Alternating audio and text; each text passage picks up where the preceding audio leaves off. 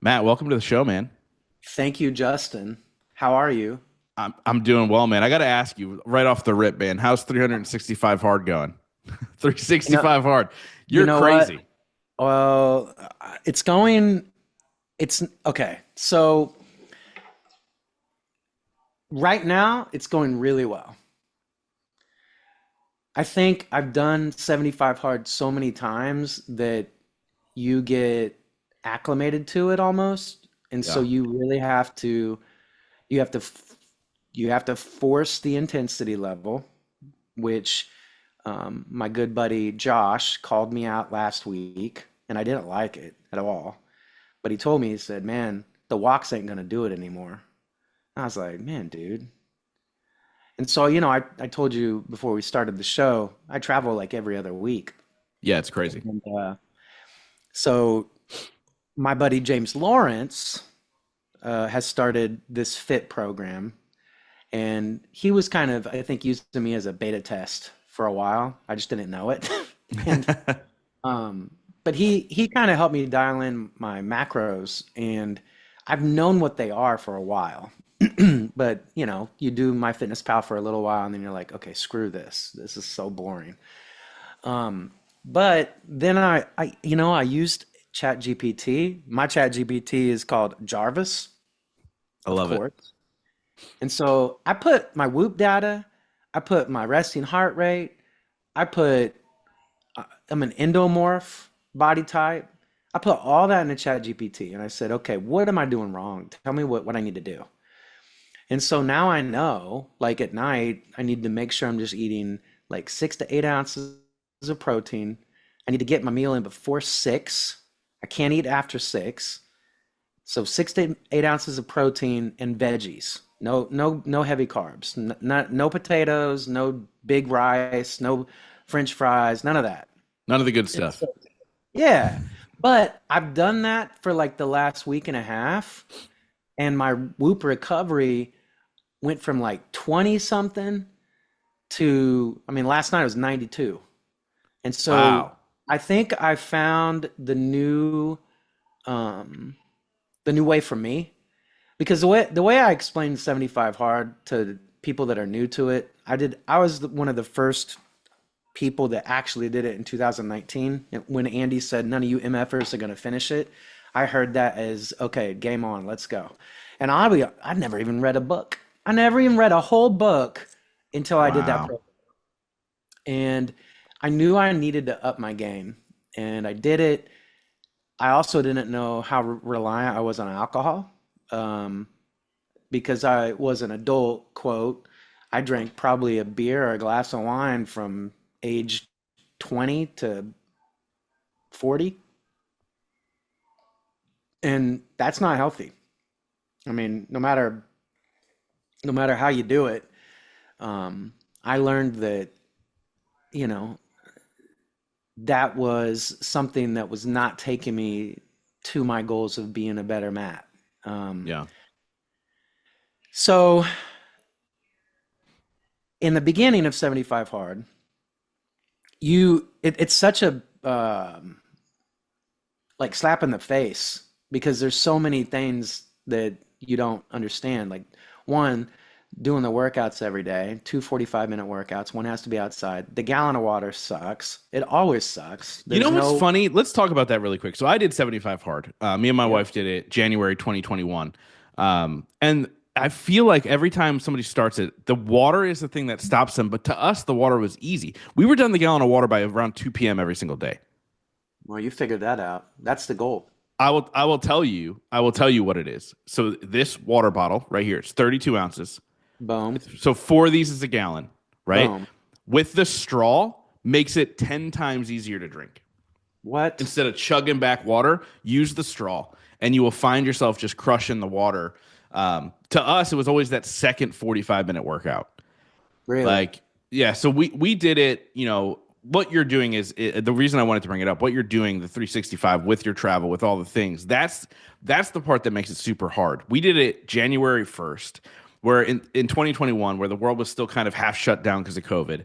So there was nowhere to go. We had no plans. We weren't traveling anywhere in those 75 days. We were just locked in. Now, the part that sucked is the snow and the ice and the 7-degree weather and all that stuff when you had to be outside. Um, but at the same time, we didn't have those distractions. And I think I'm somebody who, and I talked to you and your partner about this both, like how we're kind of like you in a sense of like we're all or nothing, right? We go all in on everything we do, whether it's having a drink or doing 75 hard or You whatever. And know it's it. about finding that balance, right? So what are you going to do post 365? Do you think this is now a lifestyle? You're going to continue to do it, or you're gonna go into a little bit of a neutral? Well, so I think the reasons and whys of why we do anything that's a giant goal are the most important thing. I was actually talking to a hopeful potential client yesterday about her goals and, why. What's your reason why you want to do a podcast? Why do you want to speak on stage? Because if we don't have really ingrained whys and reasons for, doing a thing, we're going to give up. Yeah. And so this 365 hard for me is I know I'm at the cusp of the next level of me. And so I'm writing a book right now. Clients are coming in that are the people that I should be working with right now, which is really cool. I've been very blessed to have these people just kind of come into my life out of the blue. Um, the events that I'm creating are more in line with who I am now. And I know like if I'm not like working on myself every day, if I have a moment of non-clarity, that is a day, a whole day or 2 days, um, I could miss out on an opportunity this year. And so, like I said, I'm writing my book. If I'm a little hungover the next day, or if I'm eating way too much, my mind is not going to be clear. And Yeah. I'm I am addicted to creative flow right now in how I want to create. And I think that part of AI and ChatGPT for me is having almost like a mastermind, a council that knows me really well, that I can be like, hey, this is where I'm going with this. What do you think about this? Um, and, like I told Angela the other day, I've had coaches in every aspect of my life. This is a coach that I don't have to bother, right? Yeah. And it's a coach that just is there. And, I love that I'm able to put all my data in there and be able to say, let me know where I'm at. So the reason why I say that is the correlation between now Matt versus 2019 Matt are very similar right now. How I feel, the excitement that I feel about, um, there's a spark I have right now that I had in 2019 that it did not have until recently because of the application and the execution of actually tightening up my nutrition and pushing the envelope of the intensity of my workouts. Um, so what's going to happen after this? I enjoy the two workouts every day. That's just who I am. I love it. I did this workout, fit body workout a little bit ago, and it reminded me of wrestling practice growing up, and I loved it. And I told the owner, MK, I said, I like this. I like this a lot, because it's my wheelhouse. I love it. And I love running. I love running. I ran the last 4,740 plus days in a row, Wow. consecutive.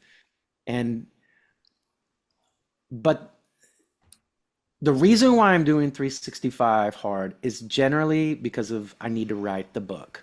And I need to be on top of my game, and I need to be ready for the next version of me. So what happens on January 1st, 2026? Hopefully Angela and I will be in some really bougie tropical place, and I'm probably gonna have a hopefully Caribbean beer. and I'm gonna have a dessert of some sort. Um, but where I'm going, where you're going, where Angela's going, where people that are, our age are kind of going right now with our lives, like there's no reason to go off this wagon that's been taking us so far, right? Like Yeah. if I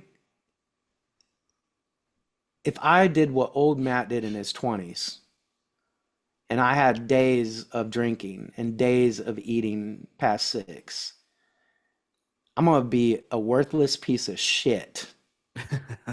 Yo, our body needs such different things that are as you get older. The way you react. I mean, I laugh at the memes of like, me after having going on a bender in my 20s up at 7 a.m. versus 40, and it's like this like dead Bro, decomposing body. It's crazy, man. And I love the fact that you are so committed to this year, right? And obviously when I picture you on January 1st, 2026 with that beer and that cookie or whatever dessert you choose, it's also as a best-selling author, that right? cookie sounds good. That cookie sounds great. You're earning it every single day. It's gonna what's funny? You're probably gonna hate it. Mm. Your body's going to be like, ugh, now I feel like trash. Right. And I Yeah. feel like it would put you back into like, okay, we're just sticking to how I'm eating. Now, regardless, let's talk a little bit about you talked about getting clients. I want to talk about what you do, right? You help people find their voice. You help people find out their messaging, how it Mm. should be delivered, how it should authentically be delivered. How did you get into this space? Because I think what you do is so masterful. Like, how did you find yourself here? Goosebumps. Thank you, Justin. Um, Thank you a lot for that. I got goosebumps all over my body. And the reason why I say that is because that's how this all started. Um, Growing up, I I was always made fun of for feeling a lot. Like my friends would make fun of me, make me cry, say I was taking it too serious, you're feeling too much. Hmm. Um, and it never stopped. I mean, even to this day, I still have friends that are like, don't take it so serious, Matt. Like, come on, man. Like, why don't you lighten up? Like, this has been my whole life. And it's just because I feel the intention behind every single person's words. And I know if you're telling the truth, and I know if you're lying. And a lot of people don't like that. They don't like that I see right through you. And it makes people very uncomfortable. Yeah. But with my students and my clients, it gives them the ultimate safe space to just be themselves. And I say that because, you know, I had a choice when I graduated college to be a plant manager at an ethanol corporation in Wichita, Kansas, a internet help desk manager for a place called SC Telecom in Wichita, or to be a teacher, a vocal music teacher, a choir teacher. And so my mentor, he was my spiritual mentor. I was on the campus ministry team at Friends University for 4 years. He stood up in front of all of us and he said, the best thing you can do in your life is help somebody else.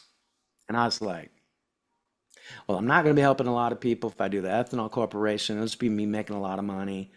I'm not going to be helping a lot of people at SC Telecom, but the people that I'm coaching or training, I need to be a teacher. So I filled out the application for one school. That's it. I wanted to coach wrestling and football and build a choir program. And I did the interview and I got the job and I was there for 19 years. Wow. And I got to teach private voice lessons. That was one of the stipulations, that I could teach private voice lessons in the choir room if I took the job. And so that's where a lot of this work started. And, just like everything, we start teaching like our mentors taught us. And so I would do that. And I'd be like, well, I'm going to try this with this student. I'm going to try this. It was like a little experimentation lab. And then, 20 years of doing that, you start to zoom out and you realize, wow, I have a program here. I have something I can help anybody with, 4 to 80 years old. Um, so in 2019, my chiropractor said, Matt, you need to listen to this guy named Ed Milet. You need to listen to his podcast. And then you also should listen to MFCEO. I think you'd really like Andy, and I think you'd really like Vaughn Kohler. I think it'd be great. I was like, all right. So I started listening to him, and I'd be like, wow, these guys talk like me. Like, this is cool. I love this. This is awesome. And then Andy said, you know, none of you MFers will finish 75 hard. And then in April, wow, 2019, they said, we're going to open the second round for Arte Syndicate. And so I was like, well, I'm a school teacher, but I feel pulled to this. All right, I'll put my application in. So I put my application in. We had a car payment go up. It was going to be about the same as a car payment a month for me. And I got selected, and I went to my first live event in San Antonio, or no, St. Louis. And this lady from Canada, Stephanie, was following me because of the hashtag 75 hard. She goes, hey, Matt, I got to tell you something. I said, whoa, okay, this is cool. Not many people say that to you.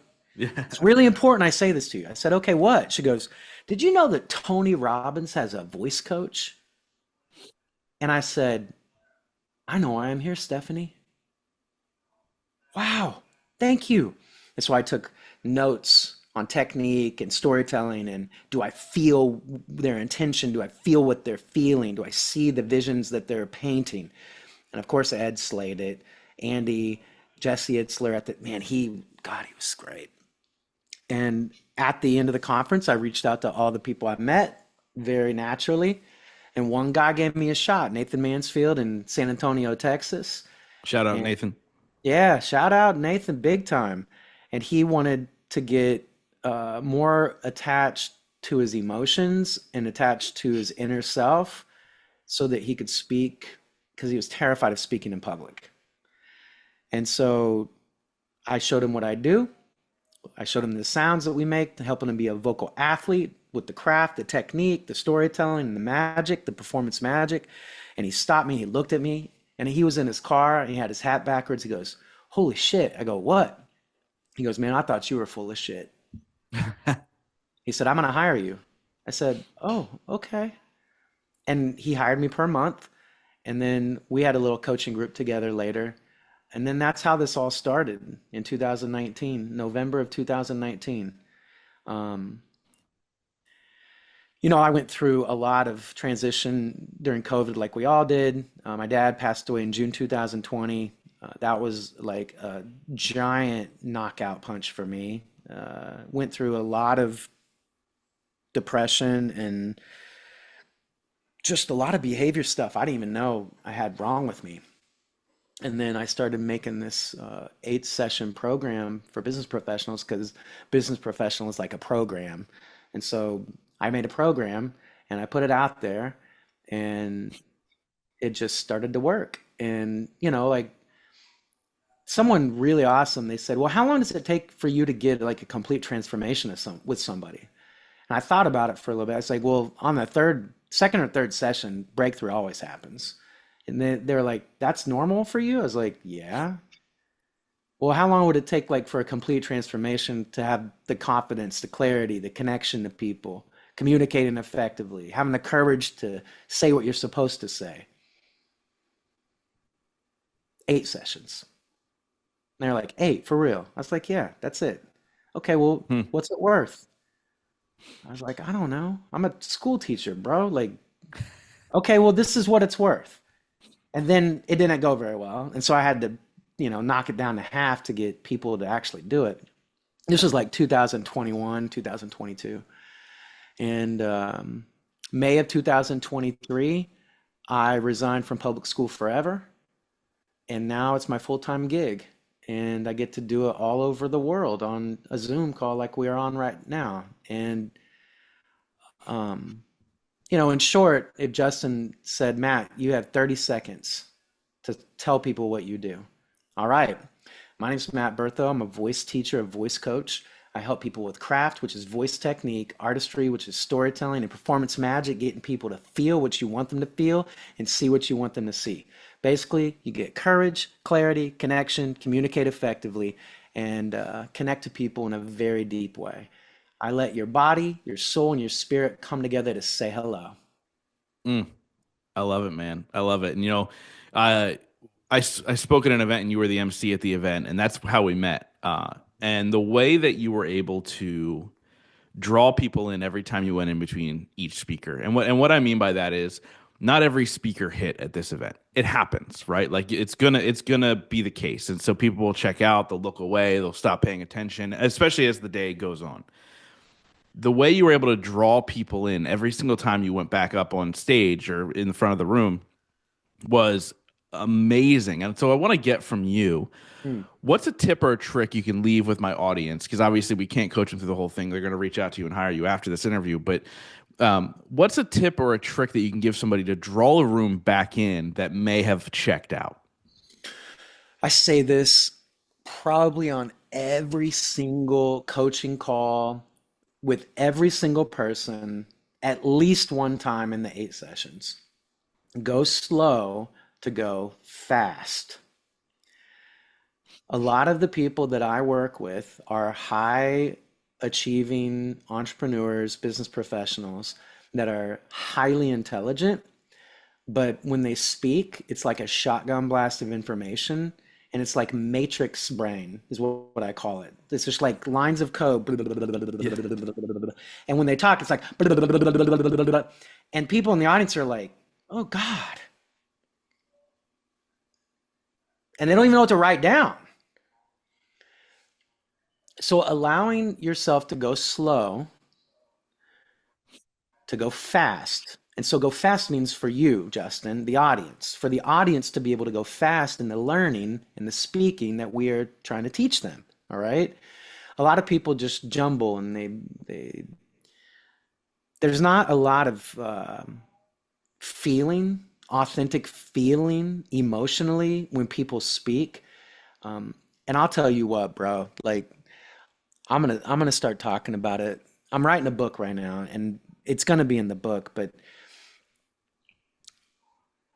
you have a lot of authority, Justin, in the podcast space and as a speaker, as an interviewer. Why? Because you have had a lot of experience, years in this. You have studied it, you have worked on it, you've listened to your podcast, you've scrutinized it, you've had coaches scrutinize you to tell you, Justin, that you need to make sure to do this, do this, do this. That all being said, you're highly trained, highly experienced person, right? I have my voice performance masters in voice, and I have my bachelor's in music education, vocal emphasis. I also am an Esto Master Trainer, which is basically another master's degree in the Esto voice training technique. All right. I have 20 plus years of coaching people one on one. So I say all that to say this. Justin is highly qualified to do what he's doing right now. Highly qualified to help people with their business because he's had so many experience, so much success helping people with business. All right. I am highly qualified teacher, voice coach. All right. I think what people don't understand about the voice is that it's your instrument. Like it's God gave you this instrument. Your body is the instrument. All right. If you neglect it, if you don't take care of it, it does not come as truth. It comes as false and fake.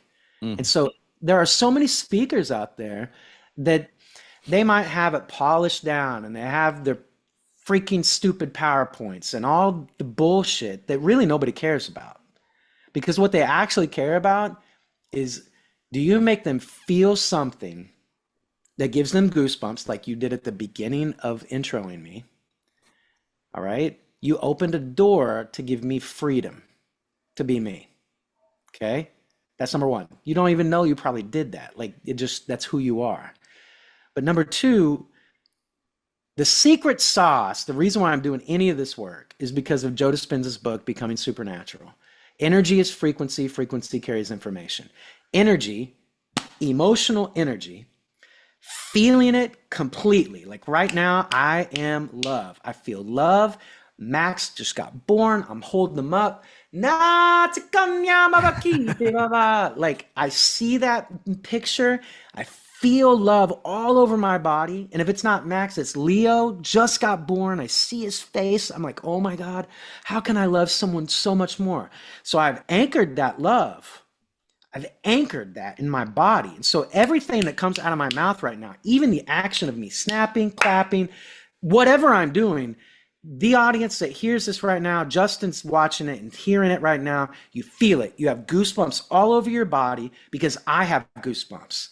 I made you feel love because I felt love first.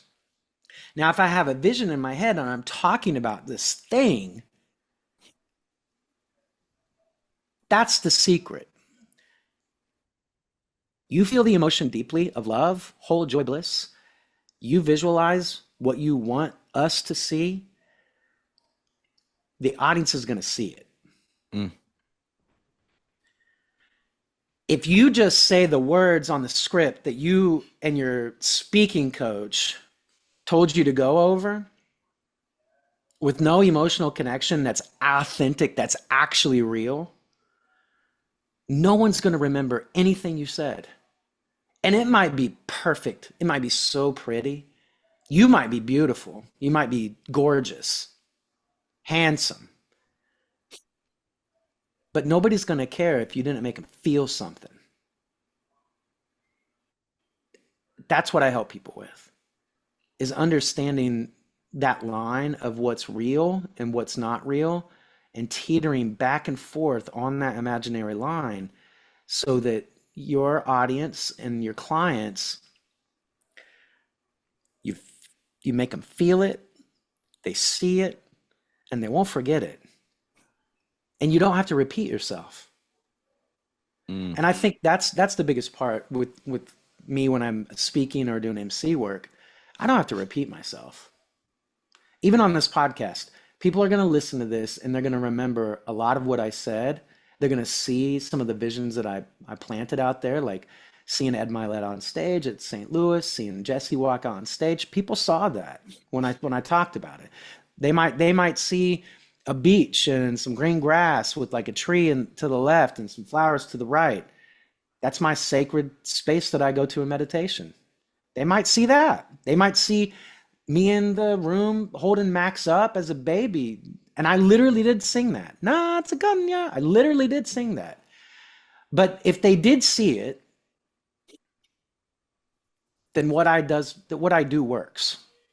Mm. If you didn't see it, then I'm a fake, I'm a phony. I should get a different position. I should get a different career. But I know you saw it. 100%. How important is vulnerability, and what's that mean to you?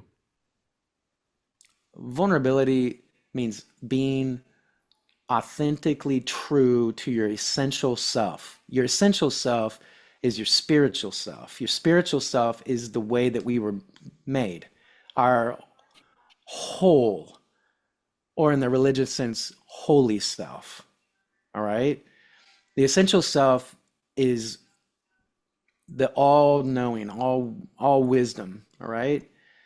Um, the soul has agency of right and wrong, good and evil. The soul has ego attached to it.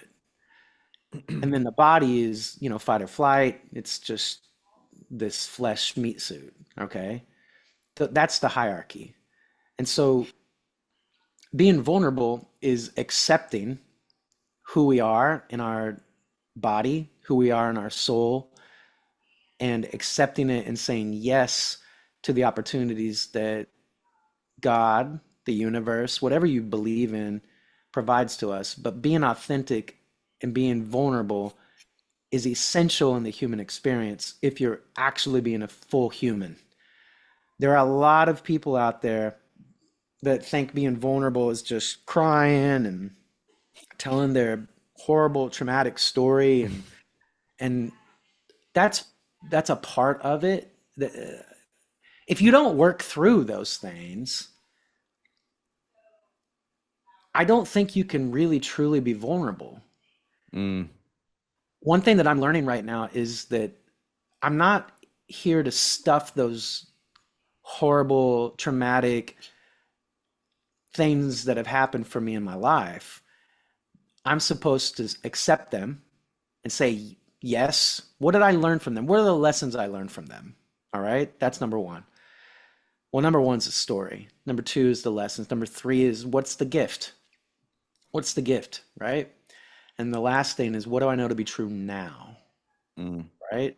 powerful. So if you're not like vulnerable and you're trying to influence people or impact people, it's not going to work because you're a fake, you're a phony, we see through you.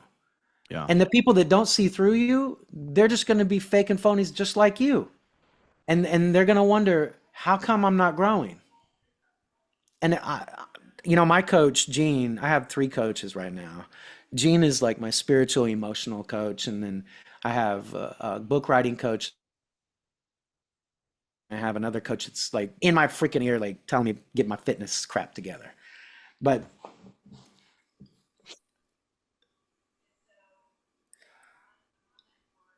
I think in the past year and a half or two, the biggest thing that I've learned, because I'm still growing as a teacher and a coach, I don't have this all figured out. But what's really cool about me being a teacher is everything that I learn, I give to my students, I give to my clients, like immediately. I'm not the intellect in the academia that gets information and then they're like, Mom. And I will put it in my peer review article. And then if I want you to see it, I'm going to get credit for it. And if you use it, then I think that's such bullshit. Like, so everything that I learned that works, I teach my students and clients immediately. That's the way I've always done it.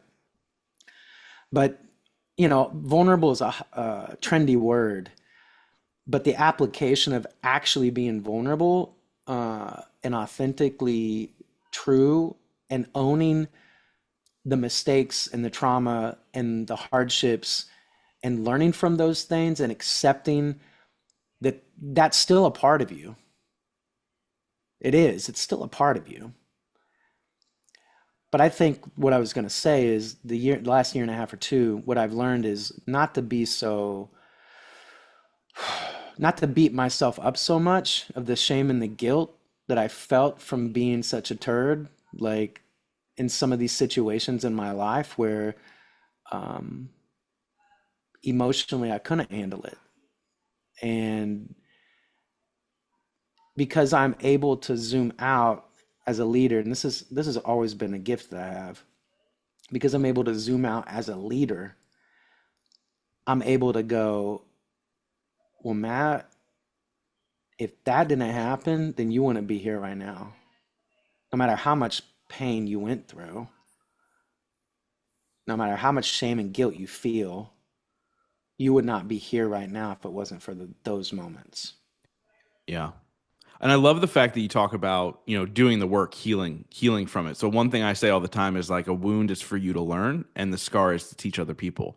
But in order to have a That's scar, you so have to good, heal. Justin. Say that Thank you. again. Say it Uh, again. yeah. So a wound is for you to Ha! learn, and a scar is to teach other people. But the reality is, most people who begin to be open, I don't even want to use the term vulnerable after you explained your definition of it. People who are open about things they've been through, they're just bleeding all over everybody. Right. And that doesn't help. That doesn't help anybody. And it goes back to, Ed Milet saying everything's happening for me, not to me. Right. It's getting out of that victim mentality in order to be able to heal. I do want to talk about what you just brought up, though, real quick, if I can. Yeah.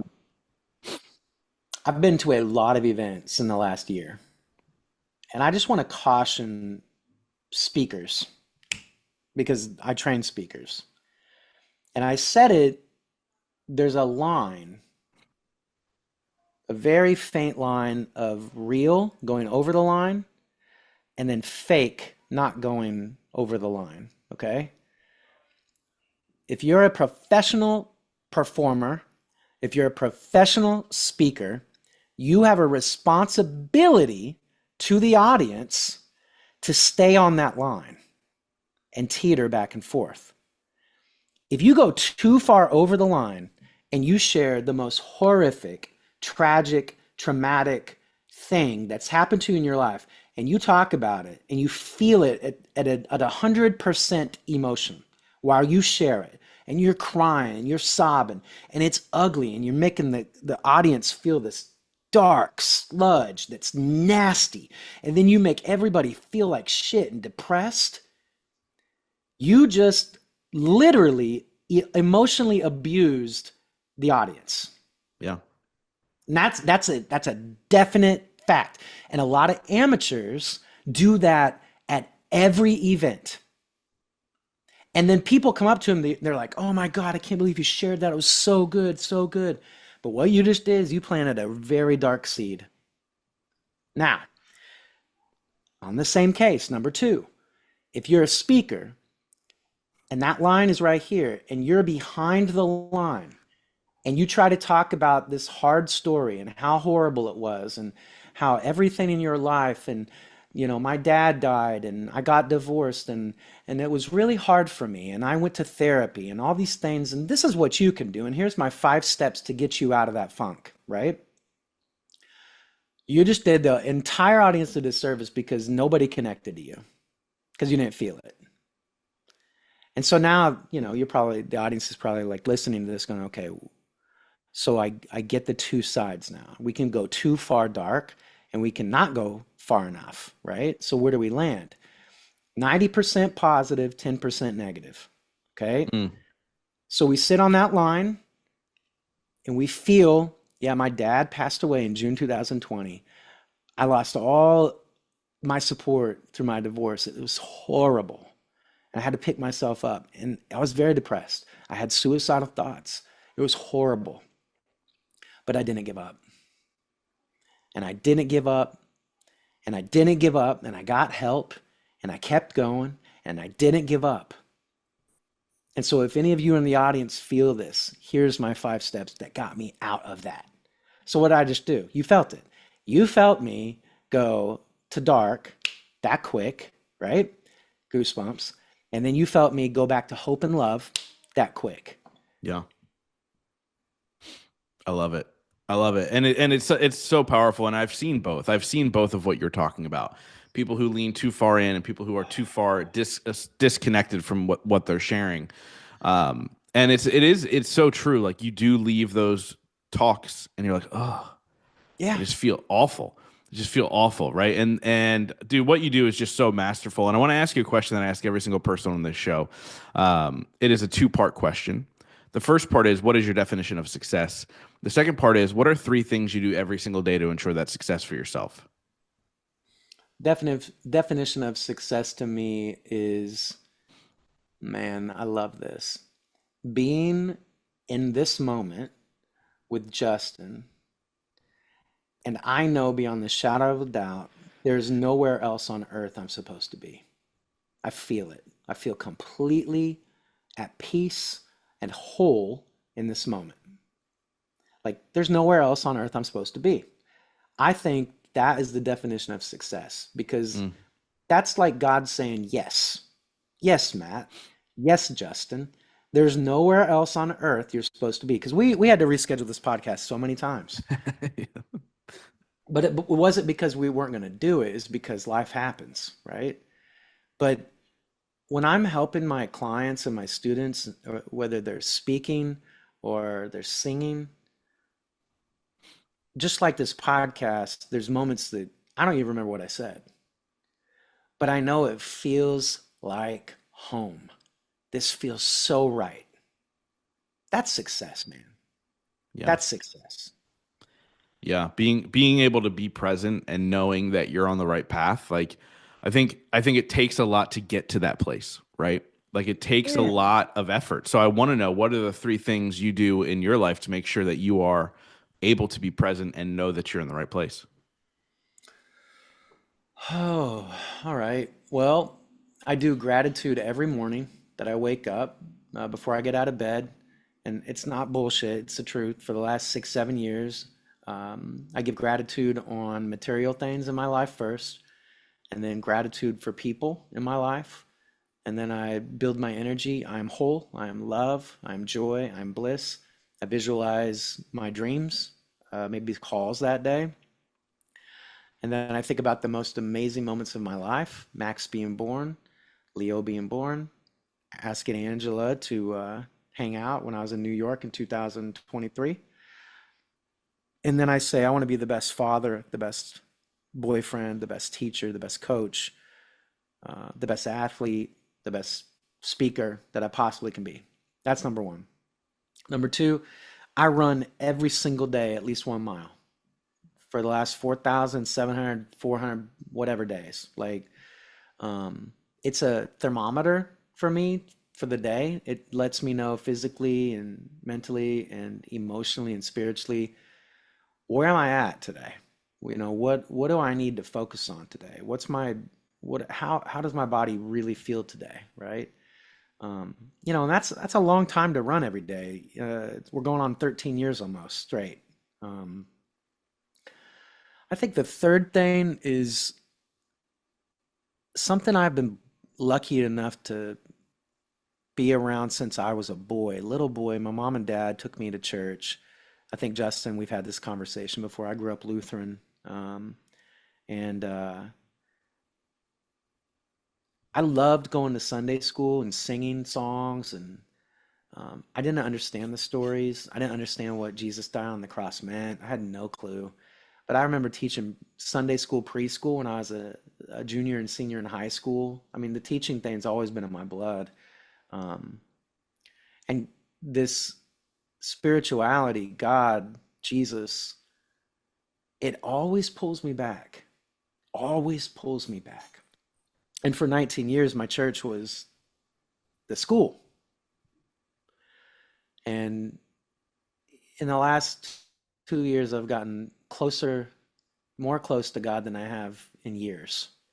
So I think my faith is number three, that I have this faith, and I've always had it, that it's just going to work. Like, it's people are going to show up. Mm. Field of Dreams is one of my favorite movies of all time, and I literally feel like I'm living that movie every day. And I really am, because I don't know anybody else in real life that is doing what I do. I know of people that kind of do what I do, but I don't know anybody else like that does exactly what I do as a voice teacher, a voice coach. Right. And those are my three things. I love it, man. I love it. If you build it, they will come. I love that movie. It's such a good movie. I don't know if it's my favorite baseball movie of all time. That's a whole different conversation.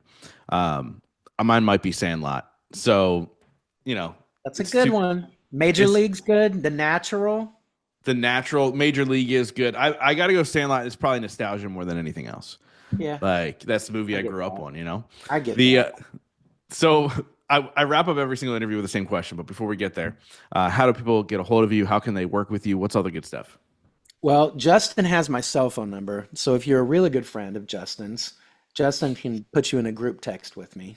That's number one. Number two, voicedbymatt@gmail.com. Voiced by Matt on Instagram, Voiced by Matt on YouTube, www.voicedbymatt.com. I do have some events coming up in June and July called Ruach, and it's going to be a day and a half in Madison, Wisconsin, June 18th, 19th, and then July 9th through the 11th in Cody, Wyoming. Just like a retreat, a deep dive retreat on the voice and unpacking the voice and learning about, deeper connection to our soul and spirit and body. And we do it very much like a course. It's awesome. A lot of transformation happens in those. The price point for the Madison one is 546. Price point for the Cody, Wyoming one is $1,800, because you're actually, for the Cody one, you're going to stay on site at a luxury ranch, 3 nights, 2 days, all food included. We're going to do some UTVs, going to do some hiking, going to do some water work, some fire, some mountain climbing, like it's gonna be legit. And then I do have a women's cohort that I'm starting next Tuesday, but I'm gonna do another one I think in September, October if people are interested in that. It's called She Speaks. I'm available to MC. I'm available to speak. But my favorite thing to do is work with people one on one, and that can be an 8 session program. And if you'd like to do that, just schedule a time with me on my website or send me a message on Instagram or Facebook or text Justin if you know him. I love it. I love it. So look him up, guys. Voiced by Matt. Dude, I've loved this conversation. I think it's been a great deep dive into who you are and a reflection for so many people and how they should look at themselves and maybe start to question some things and how they're navigating and how they're sharing. I think it's been a very, very powerful conversation. So thank you so much. So I want to wrap up this episode just like I wrap up every other one, which is with this question. In your life, what has been your biggest moment of growth? Oh man.